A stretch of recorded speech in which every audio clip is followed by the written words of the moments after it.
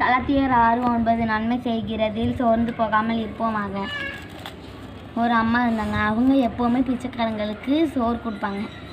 அவங்க சோறை வாங்கிட்டு அவங்க ஏதோ புலம்பிக்கிட்டே போவாங்க. உடனே அந்த அம்மா நினச்சாங்க, லஞ்சு சொல்லாட்டினாலும் பரவாயில்ல, அவங்க எதுக்கு நம்மளை திட்டிக்கிட்டே போகிறாங்க அப்படின்னு நினச்சாங்க. ஒரு நாள் அவங்க சோத்தில் விஷம் வச்சாங்க. உடனே நினச்சி பார்த்தாங்க, சரி சரி நம்மளுக்கு அவங்க நன்மை செய்யறதுனாலும் பரவாயில்ல, நம்ம செய்வோமே அப்படின்ட்டு அந்த சோத்தை கொட்டிட்டு நல்ல சோறாக கொடுத்தாங்க. அப்போம்போது தான் அந்த அம்மாவோட பையன் வந்து சோறு இல்லாமல் வாங்கி கிடக்கும்போது இந்த ஐயா தான் அந்த பையனுக்கு சோறு கொடுத்தாங்க. உடனே இந்த பையன் வந்து அவங்க அம்மாட்ட சொன்னான், இவங்க தான் நீங்கள் எப்போவுமே சோறு கொடுக்குறவங்க தான் எனக்கு இன்றைக்கி சோறு கொடுத்தாங்க.